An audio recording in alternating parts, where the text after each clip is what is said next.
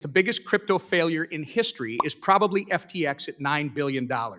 Were you the chairman of the SEC when FTX collapsed? Yes. And how many times did you meet with FTX prior to their collapse? I think my public record shows 2. You met it with FTX at least twice. And arguably, the second biggest crypto failure in history was Terra Luna. Who was the chairman of the SEC when Terra Luna collapsed, sir? We had brought... You were, sir. Reclaiming my time. You were. Gary Gensler just got a train ran on him by Congress for his lack of regulatory clarity of the crypto space. This is a continuation of yesterday's video. Gary Gensler caught physically shaking when asked, is Ethereum a security? And understand, it is Gary Gensler and the SEC's job to provide fair rules, regulations, so that the crypto industry in America can flourish, so bad actors get diminished and quality projects can thrive. Watch Gary Gensler get bitch slapped by Congressman Tom Emmer, because when it comes to crypto, Gary has not protected the American consumer. Gary has driven crypto innovation offshore to places like China. This makes me mad. Does it concern you, by the way, that your approach to the digital asset industry is actually driving this industry out of the United States? We're trying to drive it to compliance, and if they're not complying with the laws, then they shouldn't be offering their products. Reclaiming my time. Madam Chair, I would like to enter into the record this Wall Street Journal article from April 14th, 2023, detailing China's ploy to open its banking system to crypto firms in an effort to seize an opportunity created by our hostile regulatory environment, which, Mr. Chair, you're a big part of. Without objection. Chair Gensler, FTX was domiciled abroad and so is Binance, yet American consumers still had access to both. You can't really think that pushing this industry abroad is going to protect American consumers when it hasn't several times in the past on your watch. You say the crypto market is rife with non-compliance. However, existing SEC rules make no sense for blockchain-based companies, and following them would actually kill these businesses. Your regulatory style lacks flexibility and nuance, and as a result, you've been an incompetent cop on the beat, doing nothing to protect everyday Americans and pushing American firms into the hands of the CCP. Your intention to work against SEC mission and put American investors in harm's way has been made very apparent, sir.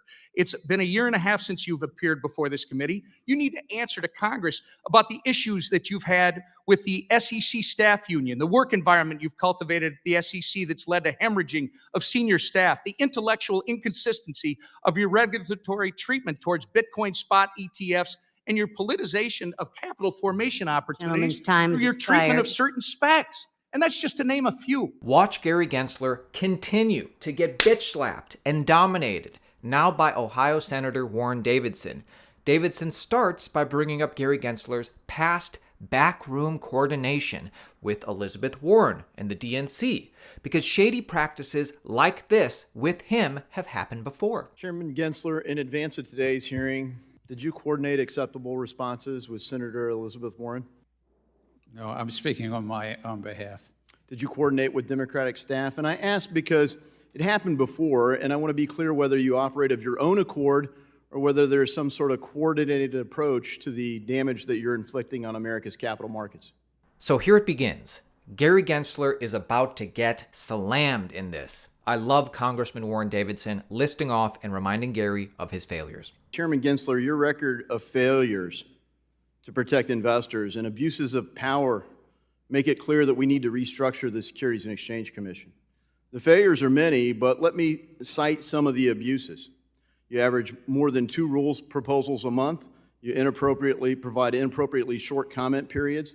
You have unworkable and unlawful ESG disclosure mandates on the market. You have essentially a Hotel California rule for crypto where you can check in anytime you like, but you can never leave. You have endless discovery with no resolution and no clarity for the captives in the market.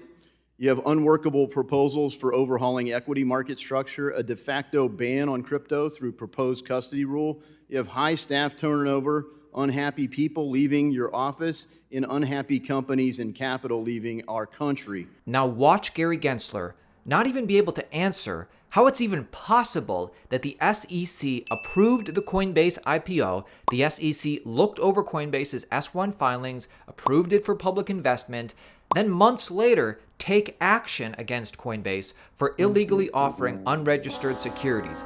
How can it be that the SEC is even doing its job? In this clip, Congressman Warren brings up Kim Kardashian, XRP, Ethereum. This is an example of the lack of clarity that Chairman Gary Gensler claims is acceptable. Chairman Gensler, part of the SEC's mission is to protect investors. Does the SEC review pre-IPO documents?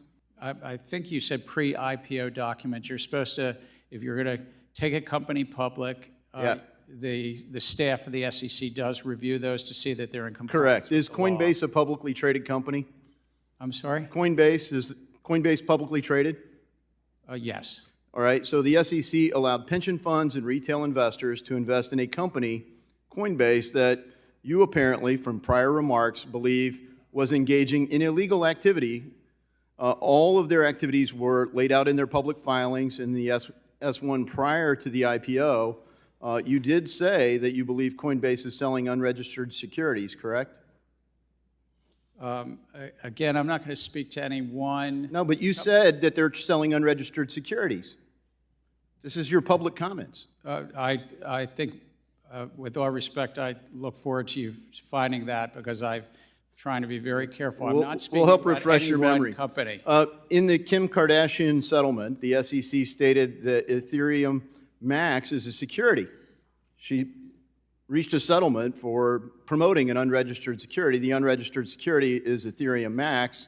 Have you charged the issuers of Ethereum Max for offering an unregistered security? We reached a settlement with a celebrity, Ms. Kardashian. Yeah, but not, she just promoted it. She doesn't operate Ethereum Max. Have you said that Ethereum Max is an unregistered security to the people that offer it? We did in that settlement, yes, sir. Okay, it's still trading. What about Ethereum? Is Ethereum now a security? We had this I heard your discussion. exchange. They've been in place since 2015. You say in your statements that there's clarity in the market and the rules are clear. Just come on in. You can't even answer the question. Do you say XRP is a security? Well, we're in court and active discussions and litigation on that matter. You're in litigation because you do say it's a security. To be real, it kind of makes sense how ineffective Gary Gensler is and has been at regulating the cryptocurrency industry as SEC chair. Because it turns out that although Gary taught crypto for years at MIT, and we all assumed he at least sent a Bitcoin transaction before, when forced to be transparent, what Gary is so keen on regulating, turns out that he never actually had any real experience with crypto at all. Do you own digital assets or have a digital wallet? I don't own any crypto assets. All of my securities holdings are actually digital because they're held by a broker-dealer and they're digital there. Have you ever owned Bitcoin or another digital asset? No. And so maybe here, I'm guessing most folks on your senior staff, I'm guessing you included, have bought or sold stocks, but none of them have owned, or none of them currently own crypto assets, but are in the process of making rules and regulations on crypto assets. That'd be a fair assumption. I couldn't speak to that. I actually at MIT taught a course called Blockchain and Money. I taught multiple courses called Crypto Finance and other courses as well. But you didn't own any crypto. No. You taught the course, but you weren't a user in the product.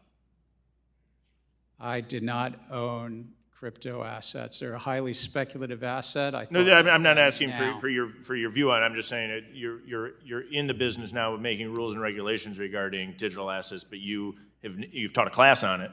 You've never personally owned a digital asset, any crypto, including Bitcoin.